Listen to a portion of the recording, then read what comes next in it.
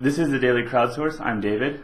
I'm speaking with Niel Robertson, CEO of Trada and a founding member of the Crowdsortium. Thanks for talking with us, Niel. Can you tell us a little bit about the Crowdsortium?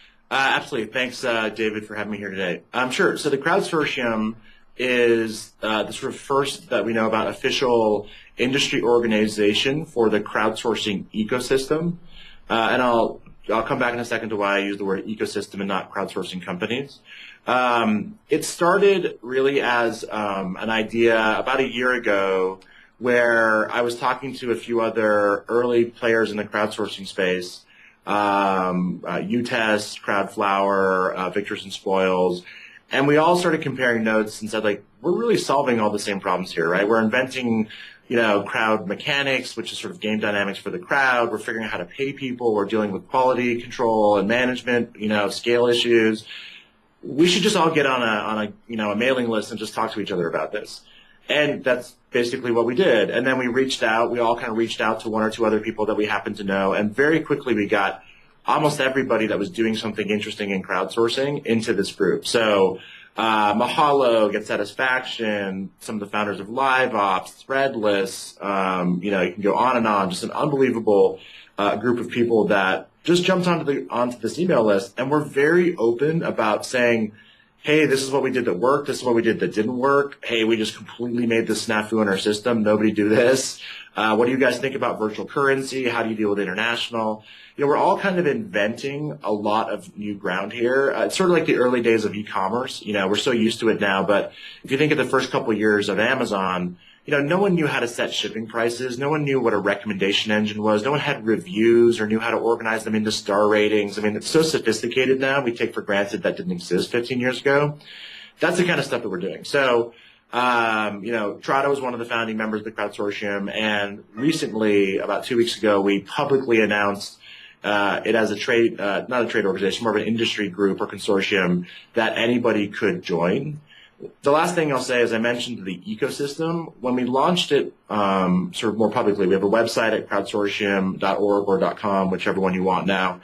When we launched it more broadly, we said, let's really take a look at the whole ecosystem of who's involved, not just the Tradas and UTest that have the platforms, but, what about the researchers and academics that are really pushing the thinking here? They're doing, behavioral research on crowds, or big companies like Microsoft or General Mills or Dish Networks or whatever that are using crowdsourcing in very kind of obvious and serious ways.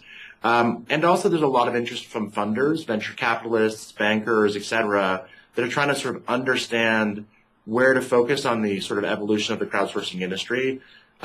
We've included all four of those in the Crowdsortium, and eventually we'll include probably the most important member, which is the actual crowd worker.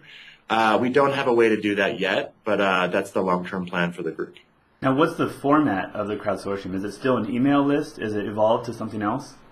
Yeah, so currently it's an email list and a website. There's two big evolutions that will come out towards the end of this year. We're going to make a more public and interactive part of the site.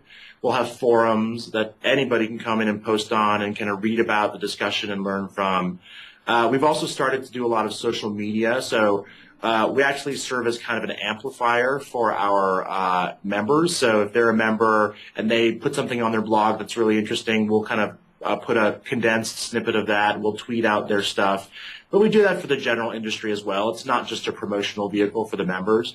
And what's the goal of the Crowdsortium? The goal of the Crowdsortium is really to sort of help educate and mature the crowdsourcing industry and ecosystem as a whole. As more people participate in it, there's more questions that get raised. So if I'm a large corporation and I'm considering using crowdsourcing, what do I need to know? How can I ensure that my brand is going to have quality maintained in it? What about IP rights? If someone creates something for me, is that mine? Is that theirs? How does that work?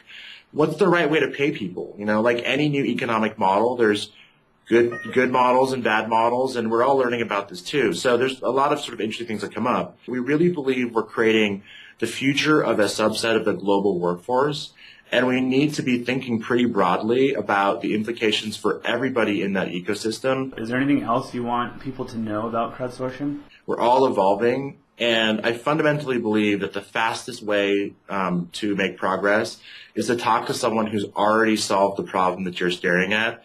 That's the fundamental value of being a member of the Crowdsortium right now. I'm thinking about putting points into my system. Has anybody done that? What did you learn? What did you not learn? That'll save you months of trial and error by building features and, seeing what works and doesn't work and doing data analysis. If everybody says don't do this, well, we've all spent the time and energy figuring it out, so you might not want to do that. Niel, thanks for talking with the Daily Crowdsource. My pleasure. Thanks, man.